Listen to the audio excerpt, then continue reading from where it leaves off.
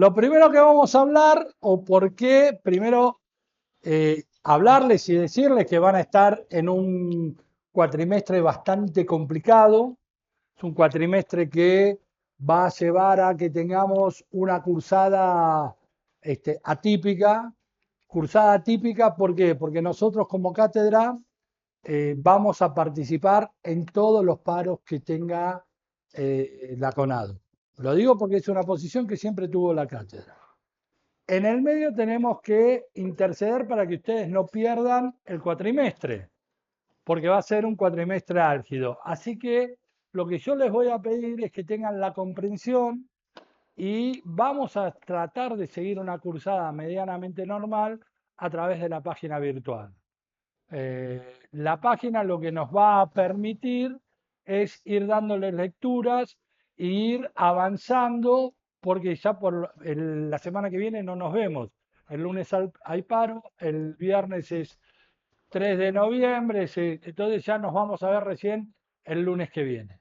¿Por qué se los digo? Porque me parece que estamos en una posición crítica de la universidad. La universidad pública argentina es algo único a nivel mundial. No hay una universidad, no hay un esquema de universidad como el que nosotros vivimos en la Argentina. Esto es producto de la reforma del 18 y de los avances que ha tenido en el gobierno de Perón, en el primer gobierno de Perón, que lo hizo gratuito, la gratuidad y lo que implica la universidad pública para la República Argentina. Es el acceso de las clases subalternas a un ascenso social y a poder tener la posibilidad de salir de las pautas normales que hay en toda América Latina y en todo el mundo.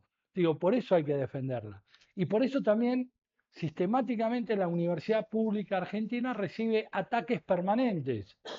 Y ustedes, hoy que están sentados acá, por eso también le pedimos la complicidad a los docentes a ustedes, se pueden sentar acá porque este mismo ataque se produjo en los 90.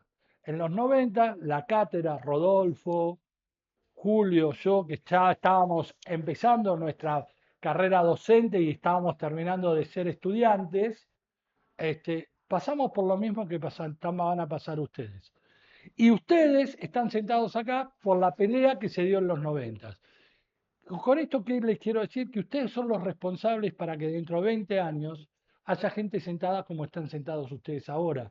Esto es una cadena. Lo que tenemos que defender a la universidad son todos los actores de la universidad, pero no por una mejora salarial, sino para defender lo que es la universidad en la República Argentina y qué acceso uno puede tener a esa universidad. Por lo tanto, la responsabilidad de ustedes no es solo recibirse, la responsabilidad de ustedes es que esto siga funcionando con las imperfecciones que tiene, mejorando lo que se tiene que mejorar, pero ustedes son los responsables de que esto siga su marcha.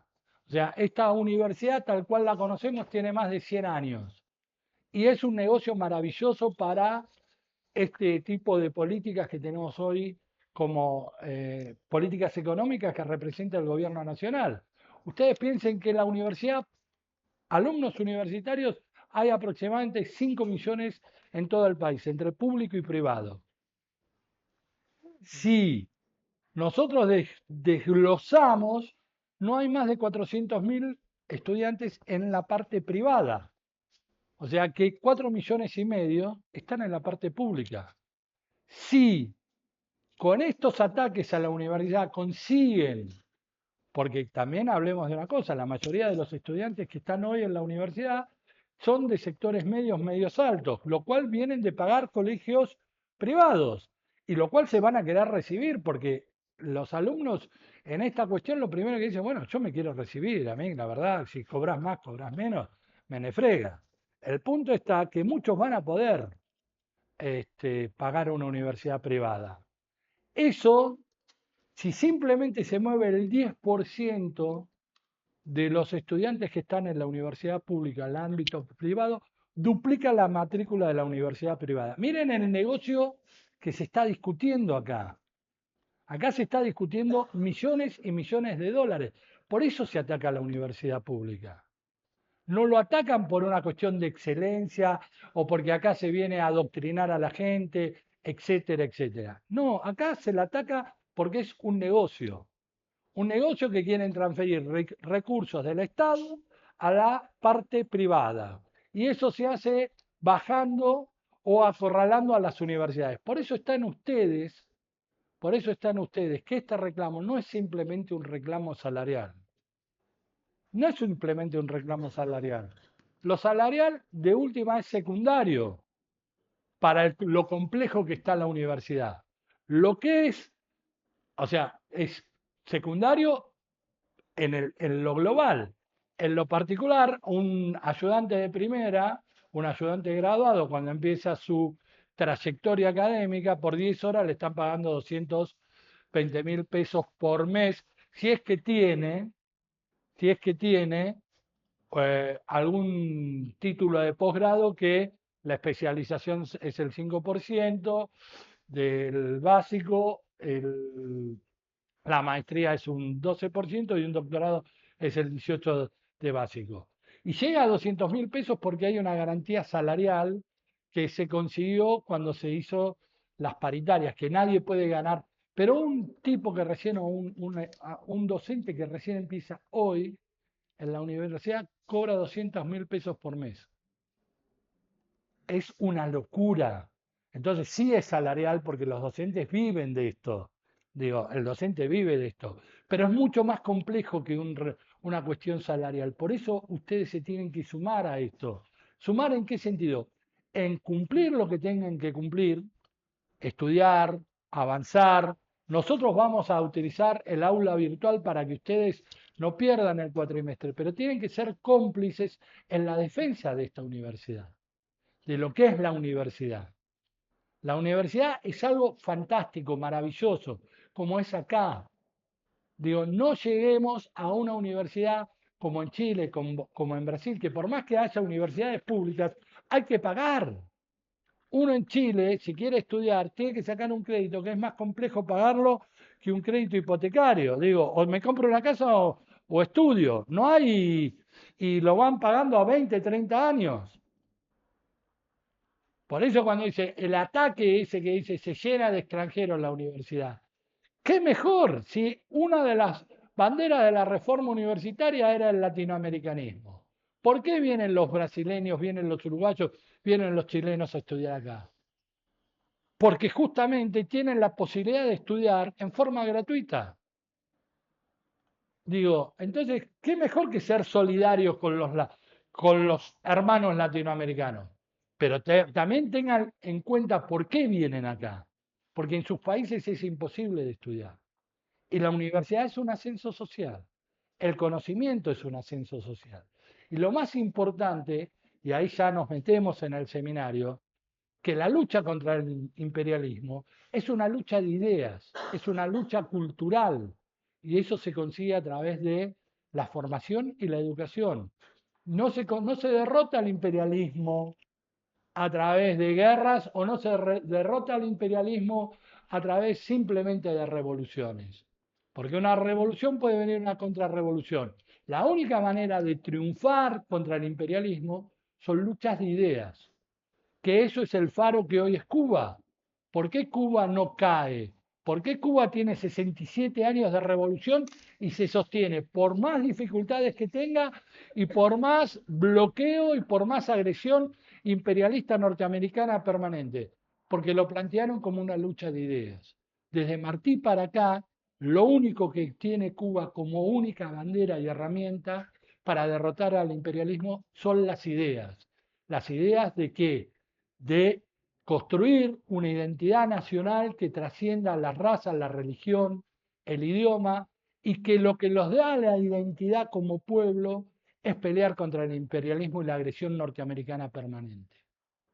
Entonces, bueno, un poco este era el aviso parroquial de decirle que nos vamos a enfrentar a un cuatrimestre raro, que de parte nuestra vamos a hacer todo lo posible para que ustedes no pierdan este cuatrimestre, al contrario, que tengan un avance en sus estudios, lo vamos a hacer con todas las dificultades que tiene el caso, pero también lo que vamos a necesitar es de su complicidad, que lean, porque para el lunes que viene ya hay 3, 4 lecturas que después las vamos a dar, Digo, tienen toda una semana.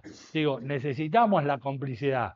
Digo, tienen que tener un compromiso, pero no simplemente por la materia en sí, sino un compromiso con el momento en que se vive en la universidad, que piensen que ese compromiso no es solo para con la cátedra, es para con ustedes y es para demostrar que la universidad tiene un porqué, tiene un fundamento. A mí me hace bien venir a la universidad, a ustedes les hace bien venir a la universidad. Piensen lo que eran antes de conocer la universidad y lo que son ahora. No importa los que se reciben o no se reciben, todos tienen que pasar por la experiencia de la universidad. Y no importa la edad. ¿Cuántas veces dicen que, ¿para qué viene gente grande? Digo, porque tienen que pasar, porque es una experiencia que la tienen que hacer y que en algún momento de su vida lo tienen que hacer. Esto enriquece, no es simplemente una salida laboral, es una formación permanente, es plantarse a la vida con una lucha de ideas. La única manera de liberarse, de liberarnos, de ser libres, es a través de las ideas, no es a través de la agresión, es a través de las ideas. Yo tengo que estar bien plantado en la vida, con ideas potentes, para no caer en la trampa de lo que me lleva a la sociedad de consumo. Entonces, bueno, este es el aviso parroquial. Les pido por favor complicidad, que entiendan que yo sé que van a putear, van a decir otra vez una semana de paro, que esto, que no, digo, yo sé que, porque todos hemos estado del otro lado y nos queremos recibir y tengo que venir y, bueno, digo, por eso un poco de complicidad, para que entiendan el momento y que esa complicidad se refleje en las lecturas. En las lecturas porque no vamos a poder tener un ciclo de eh, clases continuas. Digo, esta semana hay paro, la que viene, el 27 también hay una semana de paro, 27 de abril, en mayo dicen que va a haber 3 semanas de paro. Ese es el plan de lucha y así incrementando hasta no empezar el segundo cuatrimestre. Por lo tanto, digo, hay que ver si el gobierno tiene ganas de seguir comprándose un problema con las universidades. Hay que ver qué van a hacer los aliados del gobierno, que son bastante carneros, radicales y peronistas, que traicionan y acompañan a este gobierno en asfixiar a las universidades, no solo a las universidades, asfixia a los jubilados, asfixia a los discapacitados. Se reclaman y se ostentan la bandera de libertarios y del republicanismo como una de las grandes banderas que sostiene sus políticas y no cumplen la ley que fue 2 veces votada en las dos cámaras por los diputados y senadores, los representantes del pueblo y de las provincias. Digo, entonces este doble discurso también llega un momento que satura. Digo, mientras pasa todo esto, tenemos al jefe de ministros que se pavonea diciendo que tiene toda la tarasca en el bolsillo, que con la de él hace lo que quiere, etcétera, etcétera, etcétera. Pero bueno, son detalles, son detalles. Manolito gasta la plata con la mía, no con la de él, con la de todos ustedes. Manolito se fue a Nueva York, yo no me puedo ir ni a San Clemente del Tuyú hoy, pero digo, lleva a la familia todo en avión presidencial, digo, bueno, son cosas que pasan. Karina que tenía el 3% guardado con Lule Menem, digo, son un montón de cosas que pasan. Mientras tanto, a la universidad le dan con un gañote. Entonces, mientras Manolo viaja en avión privado a Punta del Este, un docente gana 200 lucas en la universidad. Docentes que la mayoría de los que terminan el ingreso a la docencia en la universidad, todos tienen posgrado. Y si no lo tienen terminado, ya están todos anotados en doctorados o maestrías. Digo, piensen que hay tipos que ganan 200, 300 mil pesos y tienen 4 títulos, profesor, licenciado, máster, especialista, doctor, etcétera, etcétera, etcétera. Digo, entonces, un poco de complicidad. Cerrados los avisos parroquiales, vamos a empezar con el seminario. ¿Alguien tiene algo que acotar, que decir? Ustedes saben que esto es plena libertad. Así que si alguien quiere acotar algo, si alguien quiere decir está equivocado, yo estoy de acuerdo con que hay que achicar los gastos de la universidad. ¿Cómo logra?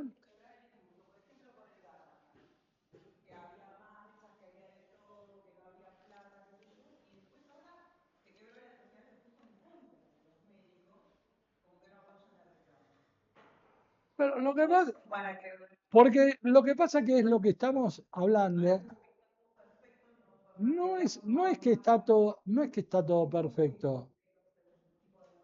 No, no, a ver, yo lo que creo, por eso te planteé, para derrotar esto, no es una cuestión de marchas, no es una cuestión, porque eso es coyuntural. No hay protesta que se sostenga en el tiempo. O sea, si vos me decís a mí, digo, esto de ir increyendo en los paros, todo, va a haber un momento que se pierde consenso. ¿Por qué? Porque hay padres que mandan a los pibes de los pueblos y que tienen que pagar el, el alquiler, la comida, etcétera. Entonces te van cortando. Ustedes que tienen que venir acá y se vienen y dicen, bueno, sí, tengo clase con fulano el lunes, pero hay paro, entonces me tengo que venir por 2 horas y por ahí para venir a la facultad te tomás 4 colectivos, lo cual son 6, 7 mil pesos para venir o para venir y que no haya clase. Entonces, cuando uno plantea una medida de acción directa, lo que tiene que saber es cómo salir de esa acción directa porque en el tiempo no se sostiene. O sea, eso es lo que ocurre. Si vos tenés que ir al Garraham, que nadie está en desacuerdo con lo que plantea el Garraham, pero si vos te tenés que movilizar del AMBA o de algún pueblo de la República Argentina para que te atiendan en el Garrahan y vas una vez y están de paro, vas 2 veces y están de paro, vas 5 veces y están de paro, y decís, ya está. Digo, está todo bien, vos no cobrás, pero mi pibe se está muriendo. Digo, y todo eso implica, por eso a mí me parece que la acción directa en algún momento sirve, pero lo que uno tiene que pensar realmente es que esto se basa en una lucha de ideas. O sea, lo que uno tiene que hacer es convencer que la idea penetre. Porque estos tipos lo que hicieron fue eso. O sea, ellos lo que están diciendo que acá había una casta política.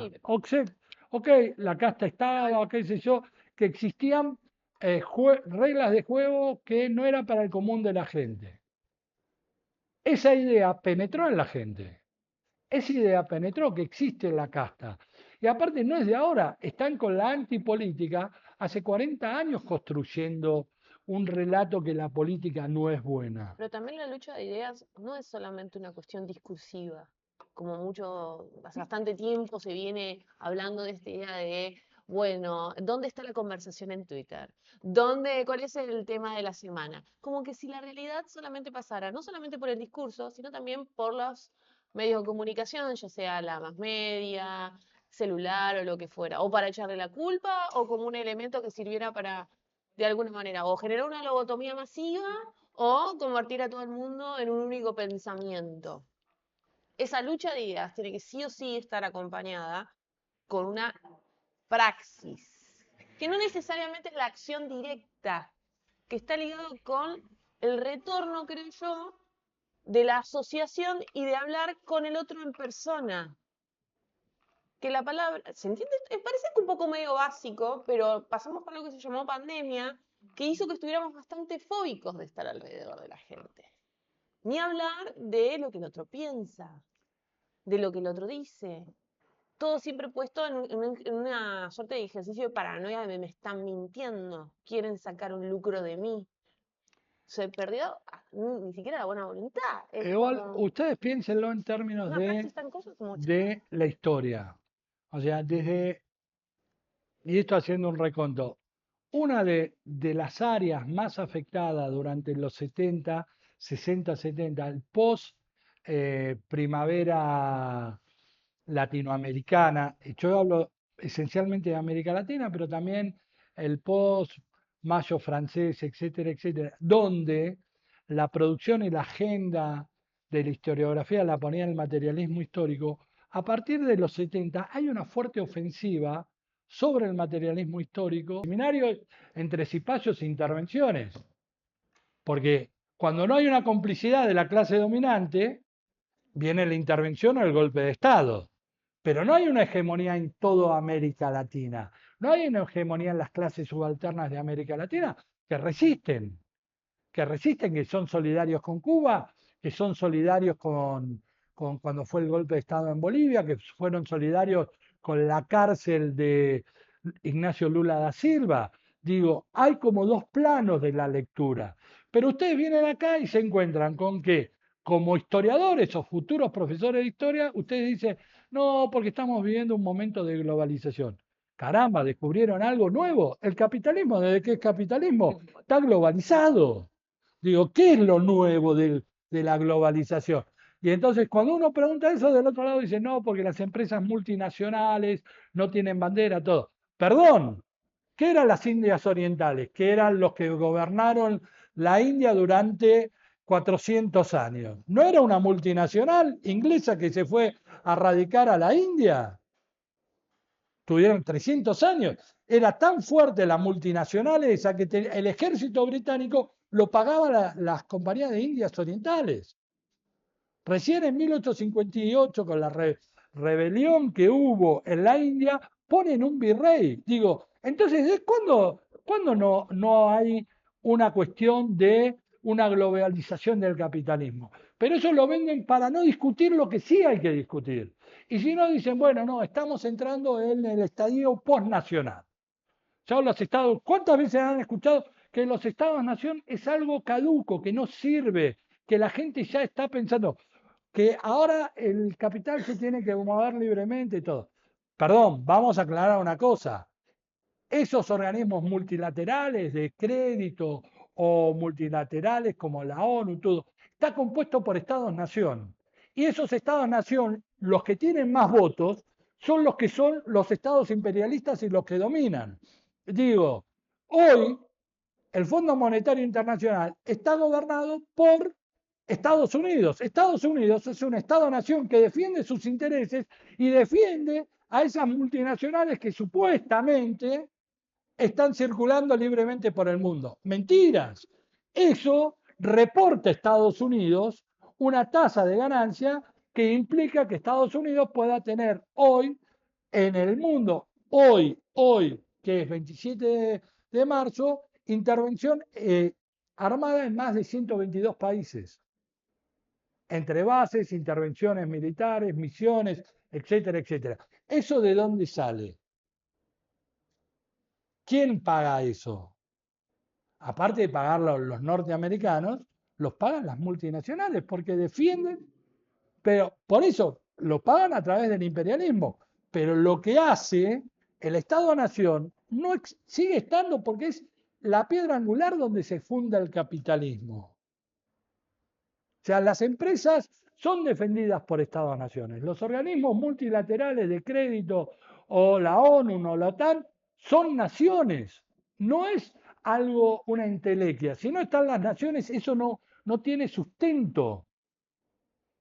Y eso se ve claramente, por ejemplo, ¿quién está en el Comité de Seguridad de las Naciones Unidas? Los 8 países más ricos e imperialistas y los que tienen el petardo nuclear. El resto, los 200 y pico, aplaudimos. Entonces, ¿eso no es un Estado-nación que somos todas las naciones iguales? No, no. Entonces, por eso lo que hay que acá es discutir ideas. Y desde la historia yo agradezco que ustedes se interesen nuevamente, porque en esta facultad o en la carrera de historia o en nuestra disciplina, hablar de imperialismo era de modé. Ustedes son unos zurditos que se quedaron en los 70, muchachos. El imperialismo sigue existiendo. A ver, ¿quieren explicar los últimos 3 meses de lo que está viviendo el mundo?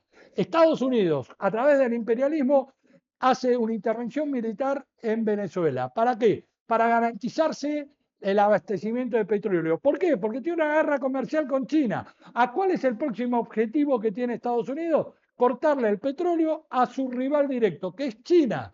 ¿Quién es el que le provee petróleo a China? Irán. Entonces, yo me garantizo la mía y voy por el otro. Entonces, eso es una guerra de naciones, no es de multinacionales. Es una guerra de naciones que implica que la gente muera por esas naciones, porque nadie va a morir por Motor Oil o Shell Company. Mueren por Estados Unidos, mueren por Irán. Pero digo, si ustedes quieren entender los últimos 3 meses del conflicto mundial, es un choque de dos potencias imperiales, imperialistas.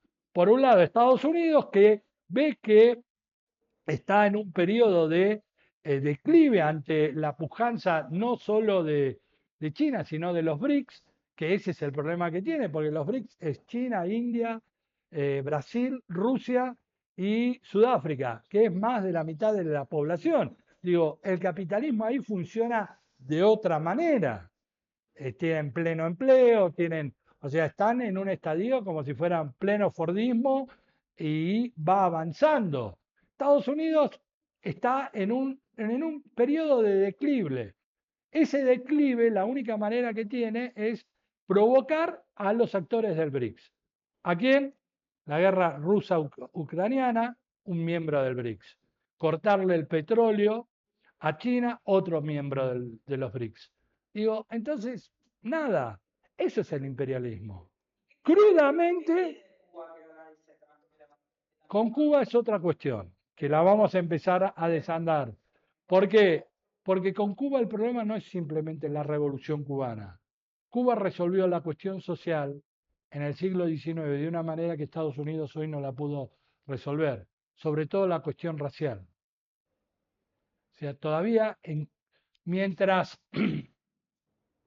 para darte un ejemplo, porque después lo vamos a desandar, la construcción de la nacionalidad cubana confronta abiertamente con la construcción de la nacionalidad norteamericana. Esencialmente, si vos pensás que para Cuba la nación se construye a través de una herramienta política, o sea, todo aquel que se sienta cubano tiene que tener algo en su origen, que es un sentimiento antiimperialista, el choque directo contra la dominación extranjera.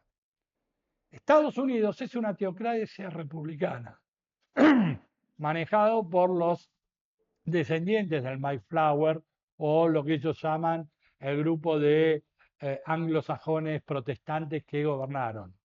Y todavía hoy no tienen resuelto. Entonces, vos pensás que mientras Cuba, en la guerra de los 10 años, del 68 al 78, que es la primera guerra de independencia, los afroamericanos o los afrodescendientes eran oficiales de blancos en el ejército de independencia, Estados Unidos tenía la guerra de secesión para ver qué hacía con la esclavitud. Entonces digo, el paradigma de integración social que tiene Cuba choca con el paradigma de integración social y racial que tiene Estados Unidos. Entonces, para Estados Unidos, Cuba siempre fue un problema, porque a 80 millas marítimas tienen una construcción de una nación totalmente distinta a la que tiene Estados Unidos. Vos pensás que todavía si vos agarrás las estadísticas de las cárceles norteamericanas, el 90% de la población o son afrodescendientes o son latinos. Digo, lo cual es una cuestión hasta darwiniano. El rubio de ojos claros no es delincuente. Digo, el problema lo tienen, si querés, es casi Ramos Mejías, el higienismo Sí. argentino. Es decir, sos negro, orejón, narigón, petizo, ya tenés carnet de delincuente. Pero bueno, digo, Ramos Mejía lo decía a principios del siglo XX y finales del XIX. Hoy Estados Unidos lo sigue sosteniendo con sus estadísticas de delito. Y la conflictividad racial en Estados Unidos hace varios años viene increciendo. Piensen ahora la cantidad de tipos que están echando. El ICE, que está trabajando, ahora también se aprobó en la Unión Europea. Cuando, Ayer. cuando en realidad uno lo que tendría que decir, che, muchachos, devuelvan la mitad de Estados Unidos a México, porque ustedes se la robaron en el 48, digo 1848, no son extranjeros, son parte de esa tierra. Digo, entonces, nada, es eso, pero ustedes durante su formación como docentes o como estando en la universidad, hay categorías que dejaron de usar. Y esas categorías que dejaron de usar son las que permitieron que el triunfo de las otras ideas. Y acá no es una cuestión de hacer ideología ni de convencer a nadie. Esta es una discusión de ideas, simplemente. Y van a tener la posibilidad de leer todas las ideas. Y ustedes tienen que saber o van a tener la libertad de elegir lo que quieran elegir. O sea, los que ya la mayoría de ustedes han cursado con nosotros, nosotros no le imponemos nada a nadie. Acá no se discute ideología, se discuten ideas. Pero dentro de las ideas lo que nosotros tenemos que discutir es, ¿existe o no el imperialismo? Claro que existe. ¿Existe o no la lucha de clases o el conflicto social? Claro que existe.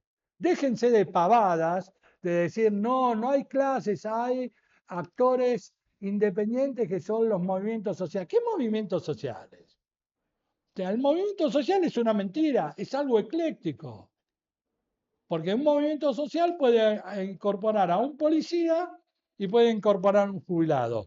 Pero los miércoles ahí está bien definido cuál es el rol que tiene cada uno. El policía darle palo al jubilado y el jubilado ir a protestar. Entonces eso no es un movimiento social, eso es lucha de clase. ¿Entienden lo que quiero decir? O sea, no es, este, sí.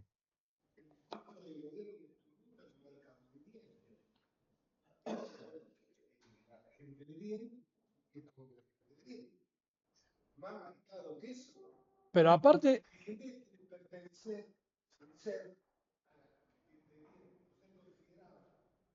ser no es lo mismo que pertenecer. O sea, ser es ser. Pertenecer es lo que quiere. Pero no vas a ser. Y que haces y que tenías la mejor salsa que he comido. No, bueno. Pero eso la gente no lo entiende. Ser no es lo mismo que pertenecer. Había Feynman, José Pablo, el Feynman bueno, no el malo, el primo, Tuvieron miedo, ¿eh? Tuvieron José, miedo de una conversión José instantánea. Pablo Feynman, el filósofo. Hay un libro que es maravilloso que se llama Ignotos y Famosos, donde tiene una de las frases célebres para mí. Los campos no se compran, se heredan. Digo, heredar un campo es ser, comprar un campo es pertenecer. O sea, ¿entienden lo que quiero decir? Los que tienen campo son, a ver, vamos a pensar Y las principales en empresas un argentinas. personaje político que todavía está, pero que fue presidente de la Argentina. O sea, el ingeniero Mauricio Macri. Macri no llegó a donde llegó porque el padre fue un italiano que puso una fábrica. Porque la madre es Blaquier, muchachos. A ver si entienden. La que le abrió las puertas y la que lo hizo ser es la familia Blaquier, no es la familia Macri. Esa es la diferencia entre ser y pertenecer. Por lo tanto, una de las primeras, por eso yo quería empezar con Benjamin, una de las primeras cosas que nosotros nos tenemos que poner a pensar es cuál es nuestro rol como historiador. ¿Para qué corno nosotros somos historiadores? Para que, cuando digo historiadores, involucro a todos, profesores, los que investigan, los que están en CONICET, los que dan clase en Atacama, digo, todos somos historiadores. Porque la pasión es entender la realidad. Porque, ¿qué es la historia? Entender el hoy y el pasado para mejorar el presente, el futuro. Ese es el rol del historiador. Si no, ¿cuál es el rol del historiador? O sea, si yo no entiendo mi mundo y no entiendo el pasado, nunca voy a poder intervenir para mejorar el futuro. Como historiador, mi rol es ese. Mi rol es tener un compromiso social. Y por eso ponemos a Benjamin. Benjamin, aparte de ser uno de los grandes pensadores del siglo XX, tenía dos condiciones que para vivir en Europa en la década del 30 no eran muy buenas. Ser judío y ser comunista, digo, y ser alemán, digo, porque esas dos cosas, lo único que le faltaba es ser negro y homosexual, pero digo, el 50% lo tenía. El 50% ya lo tenía guardado en el bolsillo. Lo otro era una cuestión de elección y la cuestión étnica no la podía mejorar. Pero digo, este trabajo de Benjamin lo que tiene, que este trabajo que ustedes están leyendo no es un trabajo sistemático, sino es un trabajo que se hace entre su exilio en París y la entrada de los nazis a París. Entonces, él escribe con desesperanza y aparte con una desesperanza muy marcada, porque, repito, Benjamin era comunista y ahí es fuertemente crítico al pacto Stalin-Hitler, o sea, porque él lo que plantea en un momento es decir, nosotros que creemos que somos los que vamos a liberar a la humanidad, estamos haciendo esto. Si nosotros entregamos la posición moral, ¿qué le queda al resto? Entonces, en ese momento, por eso esto es un documento valiosísimo, que tendría que ser obligatorio en todas las carreras de historia para que lo lean ni bien entran. Cualquier estudiante que se acerque a historia, lo primero que tendría que leer es este trabajo de Benjamin, donde plantea para qué corno soy historiador. Y esto lo llevo a para qué corno soy cientista social. ¿Para qué? ¿Para qué? Y ahí es donde Benjamin va a hacer todo un desarrollo de por qué la historia y el historiador es tan importante. Y ahí en un momento, miren la importancia que les da, es que si nosotros claudicamos, y lo dice a todos los historiadores en distintos momentos, el mal está triunfando y si nosotros claudicamos, ni nuestros muertos van a poder descansar en paz. Miren hasta dónde llega la concepción de Benjamin. Y Benjamin plantea algo que es maravilloso que está puesto ahí, que el fascismo, porque él tenía el problema con el fascismo, no es algo excepcional como planteó la historia durante mucho tiempo. El fascismo es la cara más cruda del capitalismo. O pensándolo en otra manera, y nosotros lo vemos en la sociedad latinoamericana hoy y en la Argentina en particular, no hay, ¿qué es un fascista? Un liberal asustado. O sea, lo más fácil para convertirse en fascista es ser un liberal republicano asustado, que entregan todas sus convicciones éticas con tal de que la chusma, la monada, la negritud, no nos abarque a todos nosotros. Quiero seguir teniendo mis privilegios. O sea, ¿cuál es mi privilegio? Nunca voy a poder ser, pero sí voy a poder pertenecer. Me voy a Miami, compro tres cosas en Miami y las traigo acá y digo, no, esto lo compré. ¿Sabes cuánto sale esta zapatilla en Miami? Esta zapatilla en Miami sale $3. Porque encima lo dicen así. No dicen que la mano de obra es pakistaní y le pagan $1 al pibe que trabaja por mes. Digo, o me voy a Brasil, nada, para el Mar del Plata está lleno de grasa. Me voy a- o me voy a, ¿cómo es? A, ahora está de moda, pero antes que se iban al sur a Piriápolis, todo eso, decís, ¿qué diferencia tenés con Mar del Plata? Va todo la misma monada que viene a Mar del Plata. Digo, ¿qué? Ahora no, nos vamos a Bucios. Digo, porque Bucios está reto, está lleno de Argentina.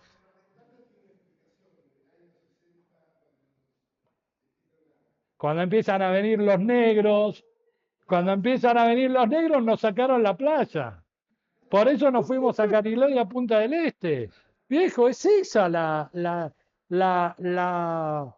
situación. Y ahora que ya Cariló es lugar que va mucha gente, vamos a armar algo más acotado a 10 kilómetros de Cariló, porque ya nos molestan los negros.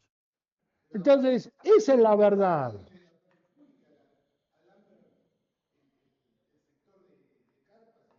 Por eso. Bueno, pero ustedes son negros, a ver si se bañan de una vez en la vida, se majan con el mar cuando venga el agua. Si no le gusta bañarse. Por eso. Entonces, a lo que yo voy es que esa es la lucha de ideas. Esa es la lucha de ideas.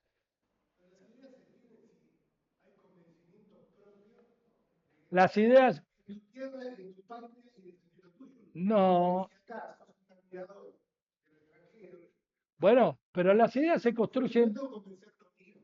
No, está bien, pero yo hay algo que difiero. Las ideas se construyen en espacios como la educación. O sea, si uno tiene un compromiso de debate de ideas desde el nivel inicial en adelante, las ideas se consiguen. Las ideas se consiguen. Nosotros nos conocemos por afuera de esto. Y nosotros dos, para el círculo de gente que nos movemos, somos desclasados, porque adoptamos otra lectura, porque nosotros tenemos ideas propias. O sea, mi mundo es, yo fui al mejor colegio, a uno de los mejores colegios de Mar del Plata, Mira. soy exalumno del Peralta Ramos, toda la vida jugué al rugby, tengo amigos por todos lados, con los cuales los sigo viendo y para tomar una cerveza, comerme un asado, y para decir, yo vengo a ser el gordo comunista que ellos tienen, porque todo buen argentino de bien tiene que tener un gordo comunista, un amigo judío, un amigo homosexual, digo, ese es el abanico. Y ahora una amiga lésbica, porque también es el abanico que me hace, yo soy progresista, te dicen. A mí no me excuses, yo soy progresista, soy amigo tuyo. Soy amigo tuyo, mira qué amplio que soy. ¿Sabes las veces que me lo dijeron? Si vos sos comunista y nos seguimos viendo. Sí, sí, está bárbaro. Y yo le digo lo mismo, le digo, yo siempre contesto lo mismo. Yo soy más progresista que vos, porque mirá todos los amigos fachos que tengo y sin embargo siguen siendo amigos.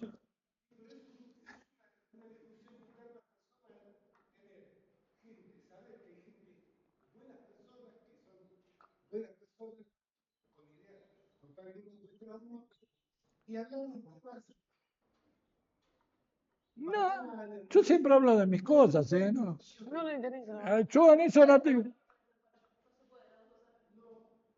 Yo siempre he hablado de lo mismo y esto que digo no es digo, esto se puede hacer, porque a mí me van a decir, no, esto no se puede hacer, esto se puede hacer. Yo este discurso lo bajaba en los colegios privados, en los colegios públicos, en el secundario, en los terciarios, en la universidad. La gente que... ¿Eh? No, lo que pasa es que hay un problema. Cuando nos Pero tengo terminamos de una, reunir, cuando pero siempre, perdóname, perdón, tengo una gran satisfacción. No me lo decían los dueños de los colegios, pero ¿sabes cuántos tipos de esos colegios vinieron a la universidad? Acá tenés uno.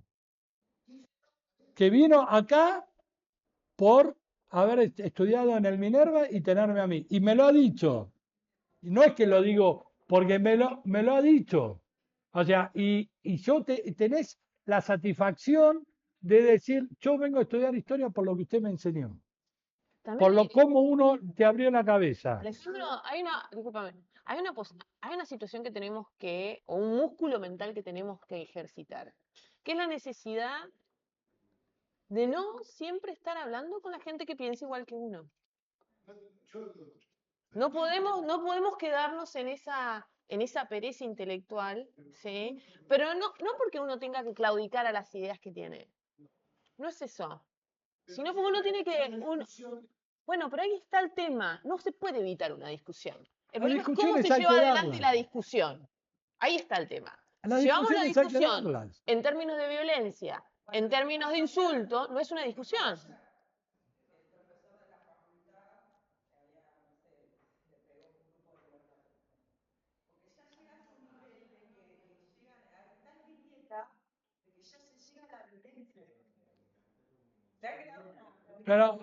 Pero lo que pasa es que la violencia...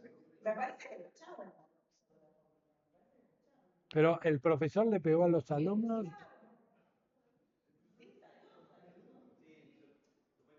No, no me enteré.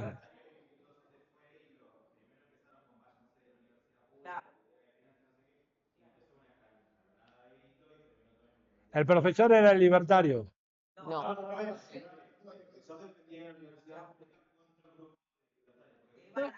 A ver, yo voy a decir una cosa. El profesor, si cuatro libertarios que no tienen argumento teórico ni epistemológico te llevan a la violencia, quiere decir que vos sos tan cabeza de termo como ellos. Digo, No, esas son acá las hay, consecuencias, no es que una cuestión, son las consecuencias de terminar siempre hablando con los que piensan igual de uno. acá han pasado muchos libertarios. Pero yo no me voy a No, la las manos violencia con no. nadie. Me iba a las manos cuando jugaba al rugby, ya estoy viejo. Ya estoy viejo, digo, yo no me peleo con nadie. Ya no me...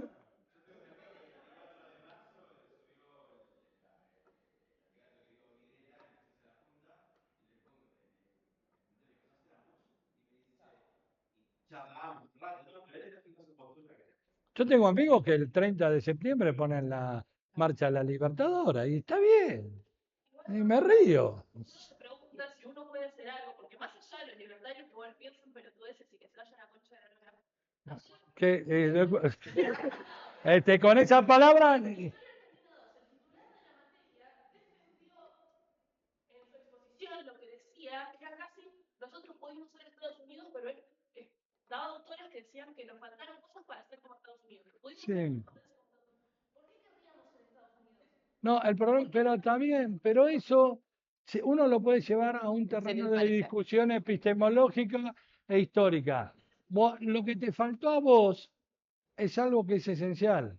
Vos no fuiste nunca un país imperialista. Estados Unidos es lo que es porque en 100 años tuvo más de 100 intervenciones y golpes de Estado en América Latina. No, no, pero allá, no, no, pero más allá de eso, ¿por qué Argentina no va a ser potencia, como dicen la generación del 80? Porque, pero nunca va a ser potencia porque existió algo que se llama imperialismo.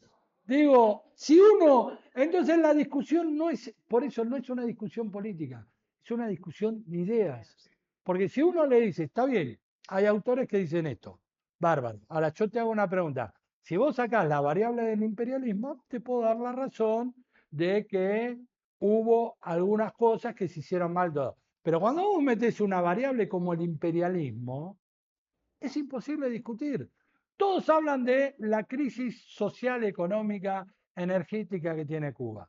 Fantástico. Si vos sacás que Cuba está hace 65 años bloqueadas, no hay discusión. No hay discusión. O sea, lo peor que te puede pasar es que te lleven a una discusión, a un terreno de las ideas. Digo, Cuba está mal, bárbaro. ¿Por qué no le, si está tan mal y si viven tan mal los cubanos, ¿por qué no levantás el bloqueo y que sean libres y lo van a echar, o sea, es tal el problema de Cuba para Estados Unidos que la tenés que tener asfixiada. Hay un discurso que dio Fidel acá, y esto viene acá en la escalinata de la Facultad de Derecho en Buenos Aires, que parafrasea en un momento al discurso de George Bush, cuando Bush dice que a cada lugar oscuro que se levante el eje del mal, él va a enviar soldados. Y Fidel toma la palabra ahí, o correspondiéndole, dice, Cuba a cada lugar oscuro nunca va a mandar soldados, sino lo que va a mandar son médicos. Entonces, cuando uno ve ese discurso y después ve el derrotero de la historia, Estados Unidos siguió invadiendo.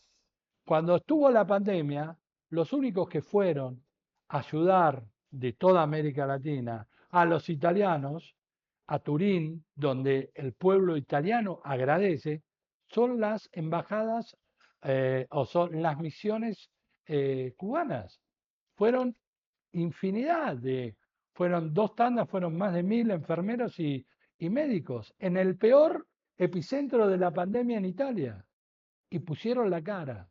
Entonces son discusiones de ideas. Fueron y volvieron, ninguno se quedó en Turín, ¿eh? Fueron y volvieron. A lo que voy, uno no es que está enamorado de Cuba, pero digo, discutamos en términos de ideas. Lo que nosotros, ¿qué es lo que hace Benjamin? Discutan ideas. porque ustedes tienen que discutir ideas.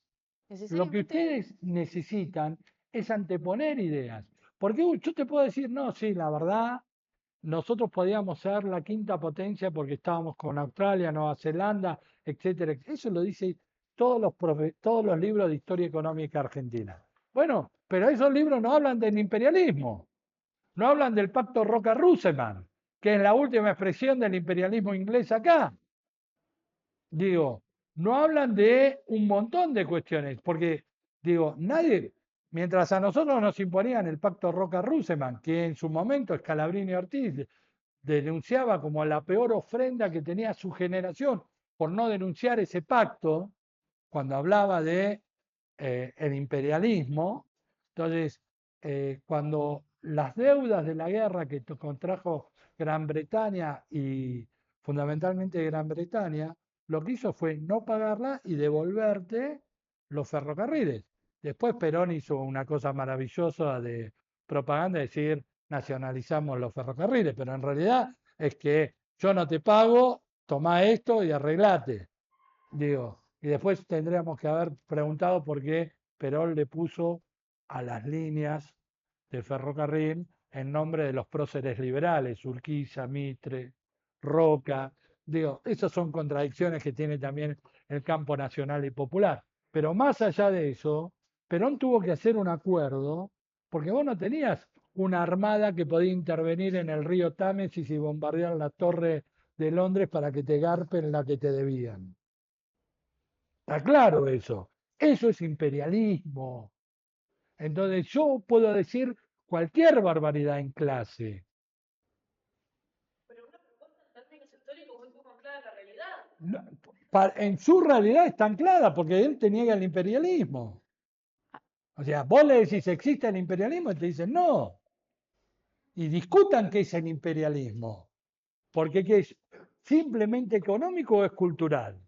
O sea, yo creo que es cultural, no es el estadio o la etapa superior del capitalismo, como decía Lenin.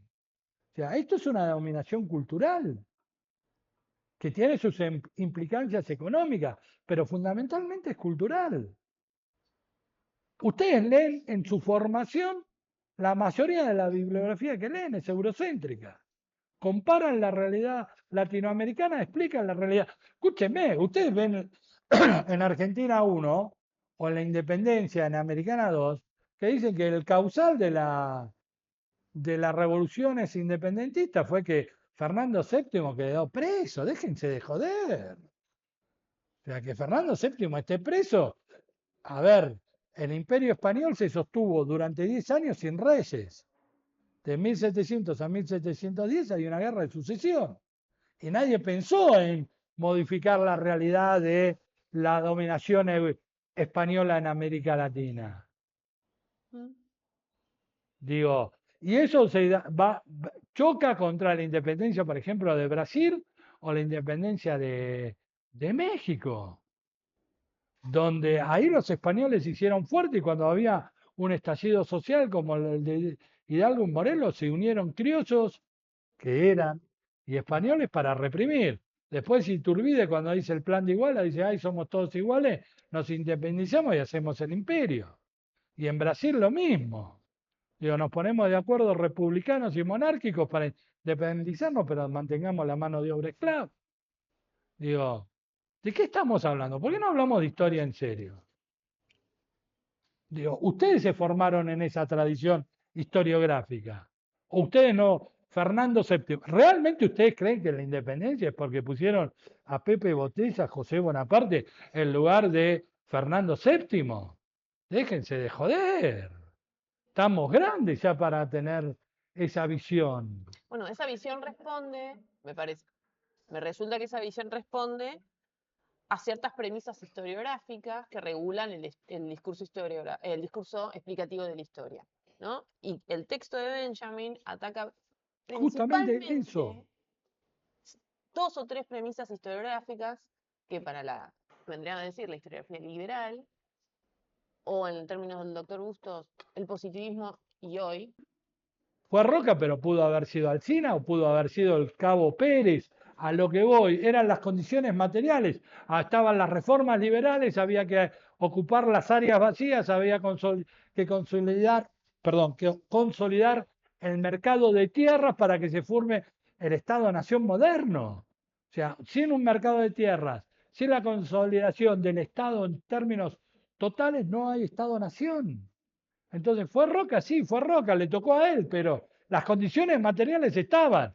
Este, acá fue Roca, en Venezuela fue Guzmán Blanco, en, en México fue Porfirio Díaz, que terminó con las guerras apaches. Digo, nada, es así. ¿Cuándo se termina de consolidar el Estado norteamericano y mexicano? Cuando desaparecen los apaches, cuando es derrotado Jerónimo, porque no podían consolidar. Digo, las guerras apaches, por más que ustedes los ven en las películas, pobre Jerónimo, y siempre los blancos ganan, etcétera, etcétera, es la que cuestionó hasta 1880 la consolidación real del Estado-Nación, tanto en México como en Estados Unidos, porque no tenían el dominio total del territorio. No existe Estado-Nación sin un dominio y un control total del Estado del territorio. La pacificación es dominio. Entonces digo, eso va con las La reformas pacificación liberales. de un territorio es dominio. ¿Fue, ¿Fue Mitre? No, le tocó a Roca, porque Mitre estaba desfasado. ¿Fue Avellaneda? No, le tocó a Roca. Mitre lo intentó con la guerra del Paraguay, la matanza de la Triple Alianza. ¿Pero por qué? Si ustedes ven la guerra del Paraguay, y dicen, no, la injerencia de potencias extranjeras van contra esta guerra fratricida. ¡Mentira! La guerra del Paraguay se justifica porque tres estados gobernados por terratenientes no podían ver un estado que no había terratenientes. ¿Está claro? Los terratenientes o la concentración de tierra en Paraguay se da después de la guerra, la Triple Alianza. Y los que llevan adelante la guerra de la Triple Alianza son los terratenientes. ¿Por qué? Porque el federalismo argentino, Chacho Peñalosa, Felipe Varela, eh, el que asesina, ¿cómo se llama? López Jordán, etcétera, etcétera, lo que planteaban era, ¿por qué no tenemos un Estado representativo donde existe el minifundio y no el latifundio? Y donde son todos campesinos medieros que están en sociedad con el Estado, como en Paraguay. ¿Qué es lo que hace Brasil? Lo mismo. En pleno auge o expansión de la facenda cafetalera, ¿cómo puede tener este reflejo en Paraguay, frontera con Brasil? Lo mismo pasa con Uruguay. ¿A ustedes les parece que los blancos, que son los grandes terratenientes de, de Uruguay, van a estar a favor de que exista el minifundio? Entonces la guerra del Paraguay se da porque los tres países latifundistas van contra un país que no es latifundista y que encima tiene un desarrollo propio eh, industrial. Digo, no es casual que durante un mes el ejército brasileño se dedicó a destruir los altos hornos del Paraguay. Piensen ustedes que Paraguay, pese a lo que diga el Perín Dongui en historia contemporánea de América Latina, que lo único que queda de el desarrollo industrial de Paraguay son las rejas de los aljibes de Asunción, viejo de porquería, porque eso no fue lo único que quedó, sino el primer país en toda América que hace barcos de fundición fue Paraguay, antes que Estados Unidos. Por eso,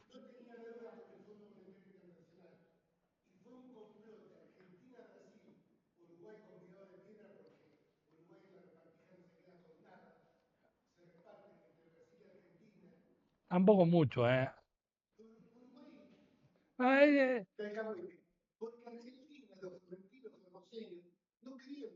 pero obvio, pero no solo eso. A ver, si ustedes, vamos a un caso concreto, porque hay cosas que han ocurrido en la historia argentina y que no te la van a contar. Digo, la peste, la fiebre amarilla, la fiebre amarilla, ¿por qué viene de, por qué llega? Porque encima, yo digo, los liberales tienen un problema, la mayoría de los liberales, que leen poco. Y no solo leen poco, sino leen lo que les interesa. Entonces no tienen una mayor capacidad. uno de los castigos que habían pensado los cráneos brasileños y Mitre, y los cráneos argentinos, era tirar los cadáveres al río Paraguay, al río Paraná, para de esa manera que infectar las aguas y que de esa manera disciplinar a Corrientes, disciplinar al litoral que no estaba de acuerdo con la guerra del Paraguay. Lo que nunca entendieron que esos ríos desembocan en el río de la Plata. Por lo tanto, lo que ellos habían hecho para castigar termina siendo un castigo para Buenos Aires, no para todos. Digo, aquel que hace la ley de residencias, Juvenal, sí, Juvenal es, que escribe No, Juvenillas, Cané. Miguel Cané, que escribe Juvenillas, perdón, No, está bien. él era un chico del Nacional Buenos Aires que los padres se lo llevaron al campo porque estaba la fiebre amarilla. Muy parecido a lo que pasó con Boccaccio y el de Camerón y la Ujú. peste negra en Italia. Digo, los que tenían plata se iban de Buenos Aires, se iban a los cascos de las estancias y ahí Miguel Cané hace el peor bodrio de la Uy, literatura argentina, que todo el mundo fue obligado. Hay dos libros que habría que desaparezcan de la currícula argentina, esta, Don Segundo Sombra y Juvenil, porque son los dos libros que hablan de la domesticación y de cómo se tiene que generar un consenso para suprimir las rebeliones de las clases populares. O sea, Don Segundo Sombra es aquel paisano bueno, que no es levantisco, no es como puede ser Martín Fierro que cuestiona la autoridad. el Si no, a él primero. le gusta que el patrón lo trate mal y encima le dice, patroncito, te doy un mate. Digo, eso es lo que hace Don Segundo Sombra, a diferencia de Martín Fierro, y Juvenilia te dice lo bueno que es haber estudiado en el Nacional Buenos Aires y lo lindo que es ser parte de la sociedad de exalumnos del Nacional Buenos Aires. Lo Bien. cual me lleva a otro tema que también es, lo peor que puede haber son colegios secundarios universitarios. Tienen que desaparecer. La universidad se tiene que dedicar a tener colegios, a gastar su presupuesto en la universidad. Tiene que desaparecer el Nacional La Plata, el Nacional Buenos Aires, el ILIA, etcétera, etcétera, etcétera. Todos los colegios nacionales Hace 20 años tienen lo que viene diciendo. desaparecer 20 años que lo dice. porque crean Todavía una no la. élite que después son los primeros en traicionar los valores de la universidad pública y gratuita. Lo digo como lo digo siempre. Digo, hay dos cosas que yo estoy en contra. Y Ujú. también lo digo. Una es del CONICET, porque yo nunca voy a pertenecer a una institución que creó la Libertadora, porque uno tiene que tener la historia del CONICET. El CONICET lo crea la Revolución La Libertadora, un presidente que se llamó Eugenio Aramburu. Y hasta el día de hoy, el único que reforma los estatutos del CONICET, y después que vengan todos los CONICET que hay en el mundo a cuestionármelos, que todavía sigue estando en vigencia, lo hizo un tal José Alfredo Martínez de Oz. Dios. Entonces, como esos dos son los que manejan el parámetro del CONICET, yo no puedo pertenecer a algo que creó dos dictaduras. Yo prefiero estar en un ámbito democrático como es la universidad pública, gratuita, como la Argentina, que es producto de la reforma del 18. Que el fundamento principal de la reforma del 18 y que es lo que se acalló en la historia de la reforma universitaria es que fundamentalmente fue democrática y antiimperialista. Por eso tuvo un auge y una repercusión en toda América Latina. Por eso en la década del 20, la década del 30, toda América Latina abreva las ideas de lo que es la reforma universitaria.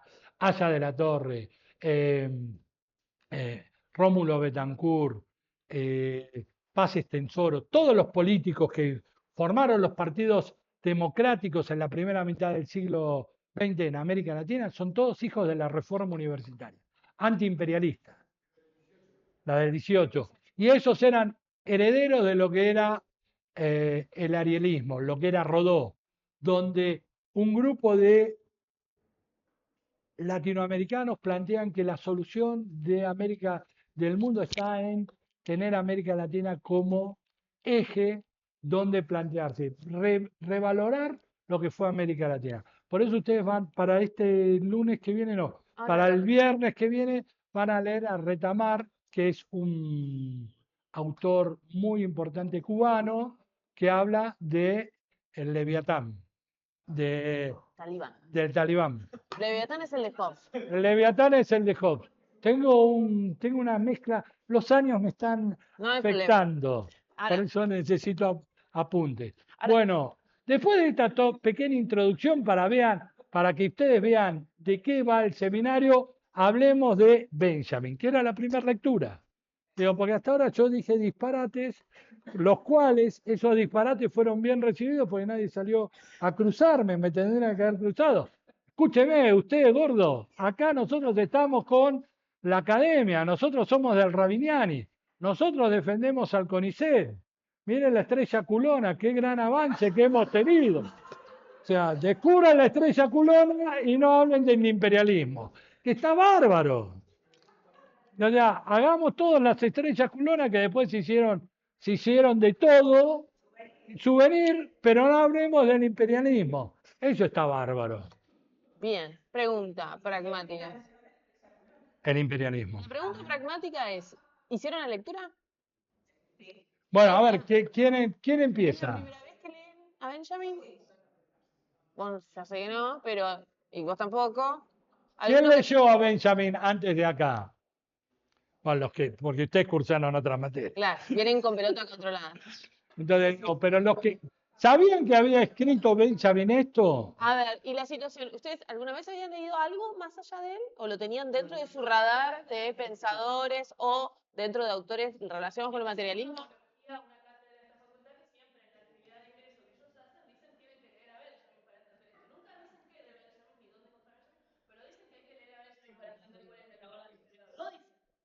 Ok, Bueno, está bien, en la misma cátedra que en algún momento dice doy materialismo histórico y hablan de Hoffman. creo que es la misma, sí, mal no pero es muy lindo, es como que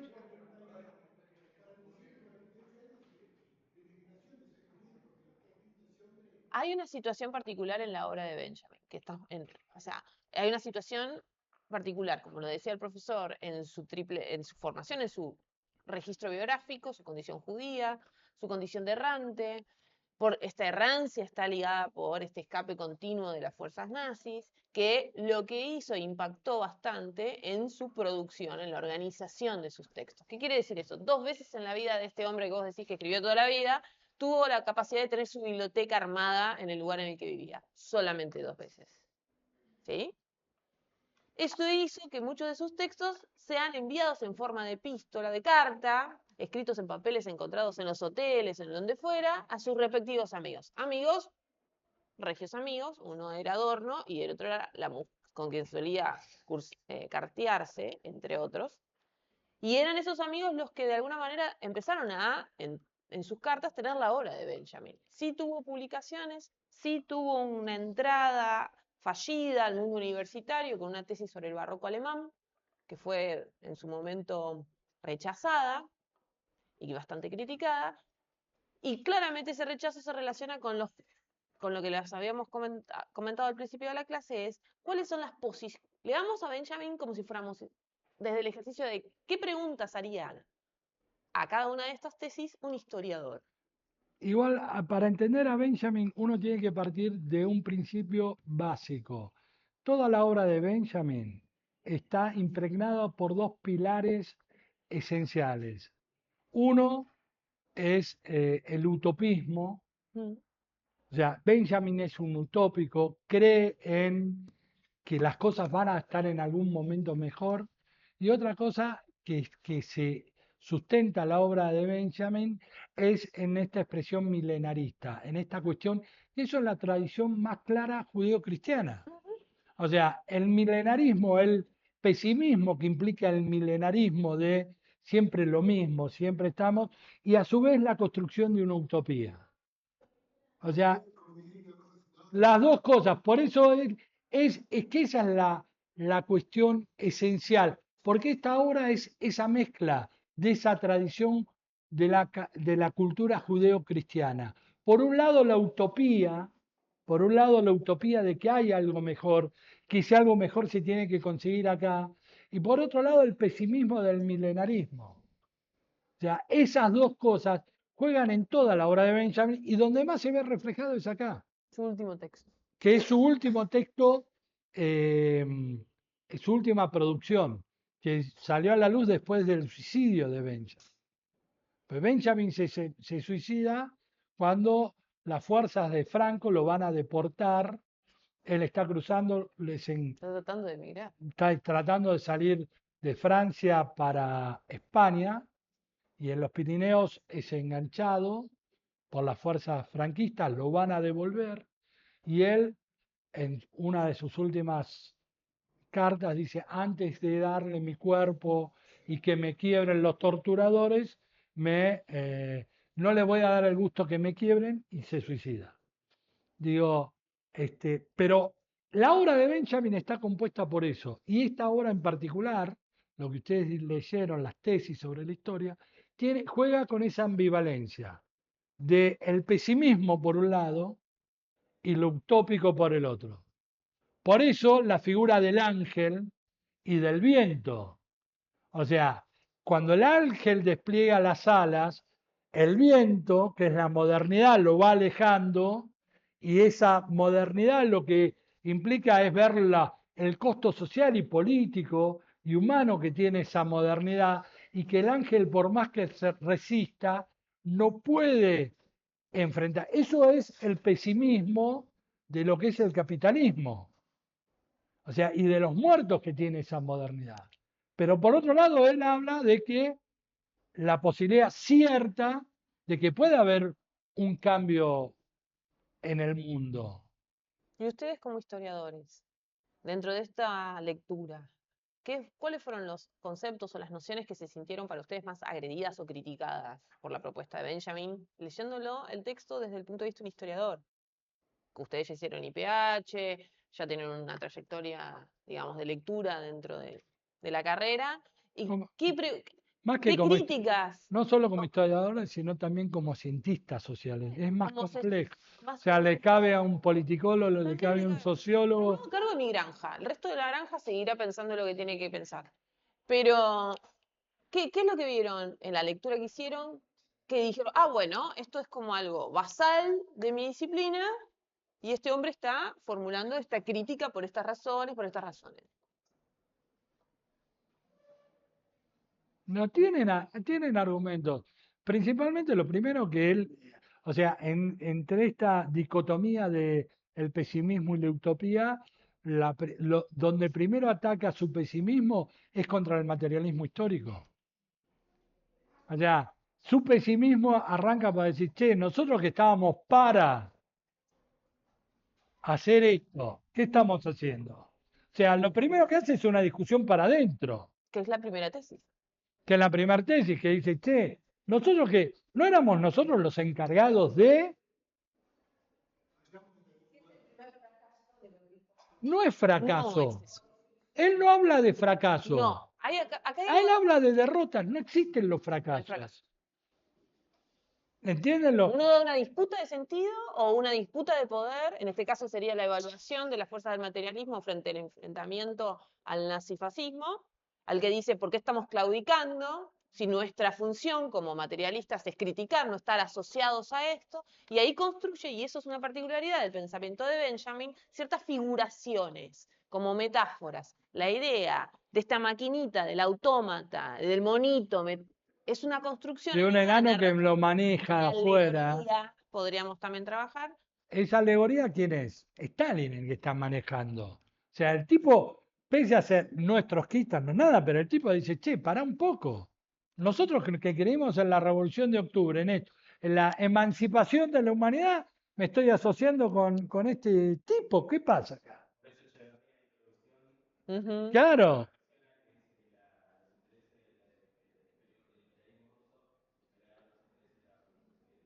exacto. Pero por eso, aparte ustedes leyeron o tienen la introducción de un texto de tal vez uno de los grandes pensadores del siglo XXI del materialismo histórico en América Latina, que es Bolívar Echeverría, que él da todo un contexto de o cómo leer o en qué La traducción que están leyendo es de él. la traducción es de él.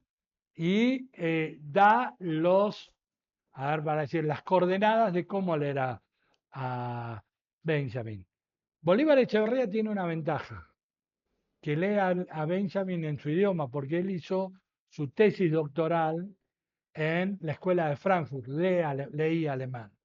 O sea, y su tesis doctoral es sobre el capital. O sea, ustedes van a leer bastante en este curso de Bolívar Echeverría. Entonces, eh, por eso nosotros elegimos esta traducción, porque es del alemán directo, no es una traducción que pasa por distintos filtros.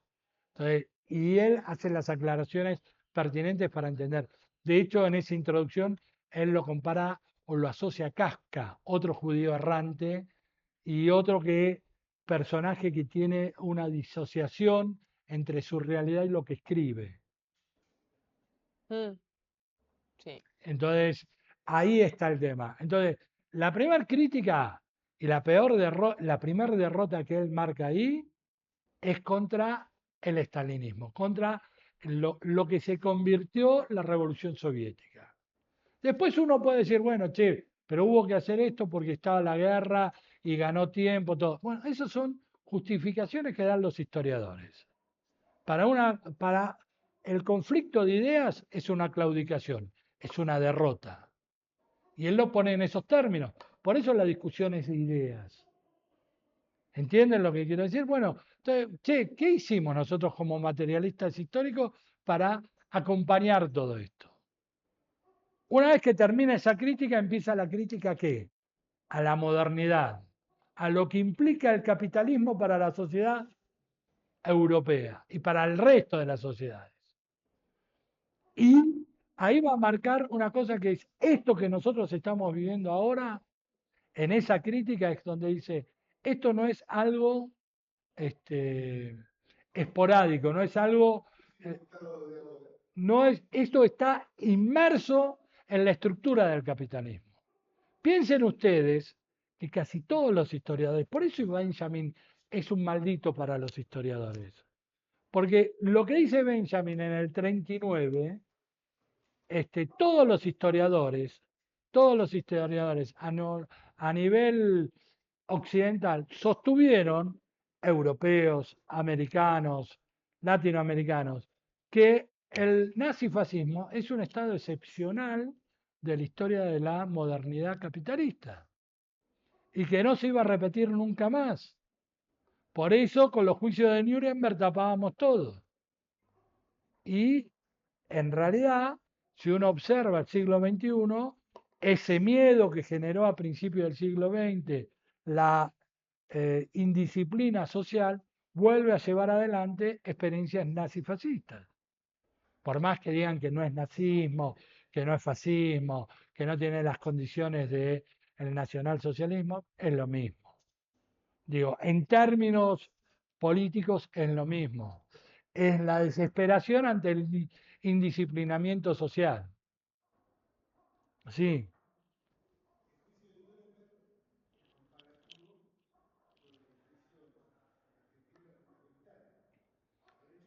sí,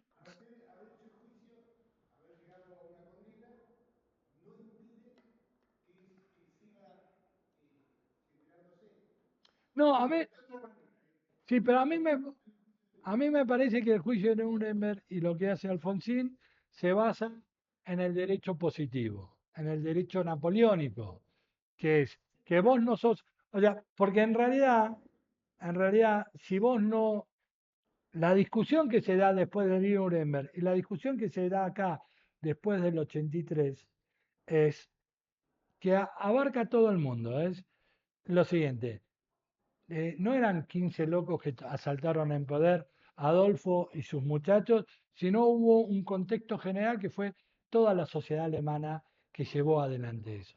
Lo mismo pasa acá en Argentina. O sea, Alfonsín tiene la valentía y hay que reconocerlo de por primera vez en la historia enjuiciar a esto, pero se basa también en el derecho positivo, porque digo, la sociedad acompañó, porque ese algo habrán hecho que es tan común en aquellos recuerdos de los 70, aquellos que hemos transitado como adolescentes en esa época, este fulano, y bueno, algo habrá hecho. O en el 79, cuando vino la Comisión de Derechos Humanos de la ONU, no de la OEA, que salió un calco que decía los argentinos somos derechos humanos. Es la misma cuestión cultural, ideológica, de ideas, que cuando se tuvo la 125, yo siempre lo cuento, pasando por acá un Citroën destartalado que estaba cirugiando, tenía un logo que decía todos somos el campo. No, tarado, vos no sos el campo. Vos no sos el campo. O sea, vos estás juntando cartón. A vos, no, no somos, no, yo no soy Vicentín. O sea, Vicentín estafaron en 2.000 millones de dólares al Estado Nacional. O sea, a mí no me tocó ni un sope de eso. No, no soy Vicentín. Yo no soy del campo. Porque yo cuando no puedo pagar la luz viene idea y me la corta. Cuando hay una inundación, a los del campo le hacen algunas regalías para que no paguen impuestos, etcétera, etcétera. Cuando se inundó Bahía Blanca, a los de Bahía Blanca le cobraron los puentes para que pueda entrar la... O sea, lo pagó la municipalidad, la ayuda del ejército. 60 millones de mangos le cobró poner los puentes para que puedan pasar los alimentos. Sin embargo, hay excepciones impositivas al campo en Bahía Blanca. Digo, yo no soy el campo, yo no soy. Entonces, eso tiene que ver con el derecho positivo. Pero volvemos a lo mismo. Acá la discusión son discusiones de ideas. Porque vos a esta persona que con toda la honestidad intelectual que puede tener, de decir todos somos el campo, es porque le hicieron creer que él también es parte del campo.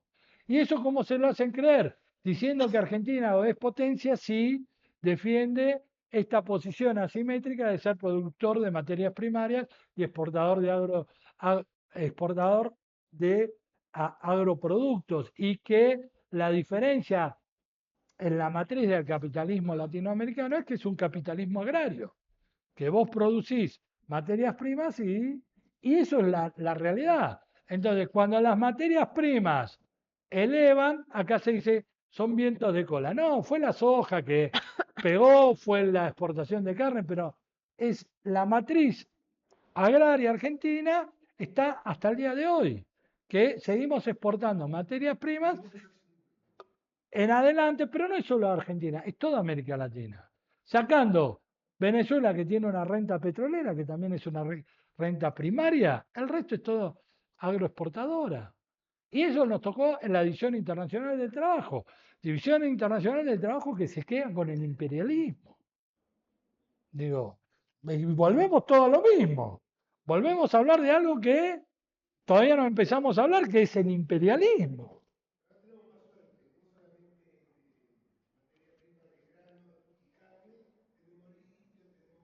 Bueno, pero ahora pasaste a la, a ver, ¿ahora qué pasaste? A la productora de recursos naturales no renovables. ¿Y eso a quién perjudicó? A los pueblos originarios, porque el litio se lo dieron porque no había nada a los pueblos originarios en Jujuy y Salta, sobre todo en Jujuy. Cuando descubrieron que hay litio, los tenemos que echar, entonces los piensan a perseguir todo. Ese es el conflicto que tienen con la Tupac Amaru y con, ¿cómo se llama que se me fue el nombre? Milagros Salas. Digo, el problema es el litio, porque la Tupac Amaru estaba en el litio. Entonces vamos a correrla, vamos a perseguirla, vamos a judicializarla para tener el litio, que lo tiene Morales, por otra parte. Y Vaca Muerta también se lo dieron a los pobres en el sur, que son los tipos que ahora está en la conspiración bolivariana araucana, que dice los mapuches, ¿quiénes son? Que salen los mapuches que están son terroristas porque están influenciados por la corriente bolivariana. Y en realidad el problema que tienen es que están las tierras que le tocó a ellos, estaba Vaca Muerta. Eso es una discusión. Esa es una discusión. En realidad no son ni chilenos ni argentinos. Eran, o sea, hasta antes que Roca o la ocupación de la Araucaria de Chile para consolidar el Estado Nacional no había fronteras. Digo, pero ahí vos tenés eso hay que agradecérselo a la ex ministra de Seguridad y actual senadora, Patricia Bullrich, que dijo que era una conspiración chilena bolivariana. O sea, el problema no es ese, el problema es vaca muerta. El problema es que hoy hay un amigo de un expresidente que no te deja pasar por el territorio nacional, Lewis. Digo, es imperialismo. Muchachos, agradezco lo que ha pasado en los últimos 6 meses porque redescubrieron, tuvo que llegar un friki como Trump y un friki como el presidente nuestro para darse cuenta que el imperialismo todavía existe. O sea, pocas veces vi un cipayo tan arrastrado como el actual presidente.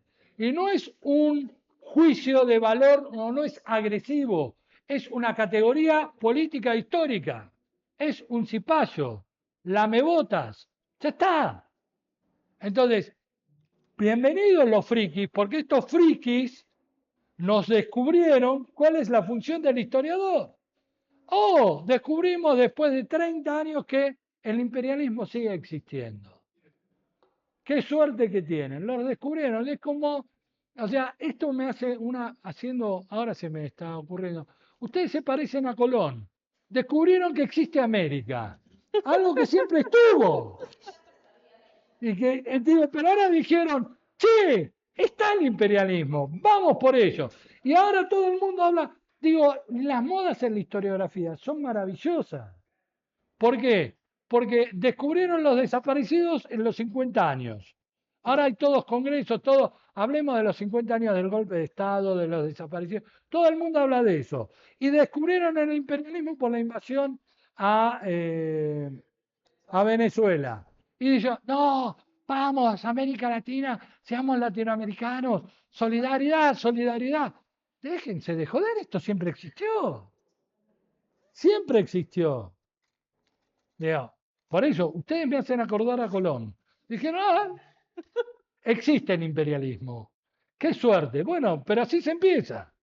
Digo, volvamos a Benjamin. ¿Qué otro aspecto de la Volvamos a práctica Benjamin. historiográfica critica fuertemente Walter Benjamin, que es constitutivo del hacer profesional del historiador, de este paradigma que se instaló en la historiografía desde el retorno a la democracia, de esta idea del profesional de la historia? La temporalidad es algo súper importante, pero algo mucho más importante me parece a mí, y que está ligado con lo que estamos hablando, que es la objetividad. Objetividad. La objetividad es uno de los elementos que critica fuertemente, porque hay un No hay nadie que sea objetivo. Lo dice en 1900. O sea, la historia, a ver, la historia es lo más subjetivo que hay. Yo siempre cuento una cosa que la leí en un facsímil que hicieron, que me llegó en su momento, lo pueden buscar.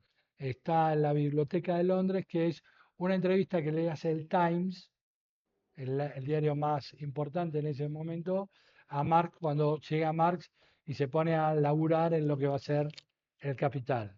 Entonces le preguntan a Marx, el periodista dice, bueno, usted, señor, ¿cómo se define? ¿Como filósofo? ¿Como economista? ¿Como qué?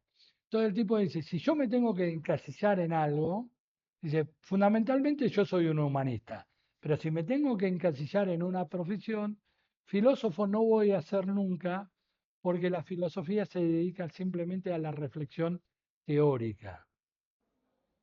Economista tampoco me considero porque la economía no es una ciencia. La economía es saber de números, no es una ciencia. Yo si me tengo que definir, me defino como historiador, porque el historiador tiene la reflexión teórica y la práctica política. Entonces, lo que es la historia es un campo de discusión política. Por eso vos podés tener un profesor que te dice que lo mejor de Argentina estuvo del 80 al 30, y tenés otro profesor que te dice que lo peor de Argentina pasó ahí porque fue donde se fundó el imperialismo. Entonces, eso es una lucha política. Y entonces esa lucha política se da por paradigmas epistemológicos. Entonces no existe la objetividad en la ciencia, y menos en las ciencias sociales, donde nosotros trabajamos con lo más volátil, que es las conductas de los seres humanos y los procesos que llevan a los seres humanos a hacer lo que hacen. Para hacer ciencia dura es lo más fácil que hay. Para un historiador hacer ciencia dura es lo más fácil que hay, pues voy a un laboratorio, tengo las condiciones óptimas y repito el experimento las veces que sean necesarias para sacar una conclusión. Hagan una conclusión de el imperialismo o de una invasión o de lo que pasó en Venezuela, que no se repite. Digo, nosotros trabajamos con la subjetividad. Entonces, Benjamin eso lo critica. Benjamin va contra eso. Incluso va un poquito más que eso, que habla de un compromiso. Con, ¿Quiénes? No con cualquiera. ¿Con quién tiene que tener un compromiso el historiador? Aparte, él es muy claro, la historia es un peine que se pasa contra pelo. Exacto. A ver, eso lo dice. ¿Eso qué hace?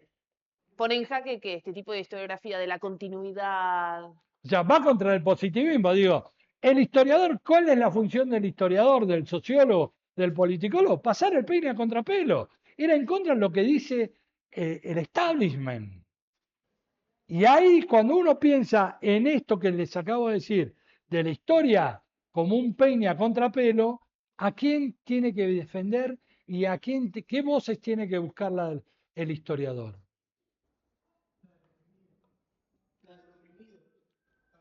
Pero él lo dice de otra manera. ¿De qué manera?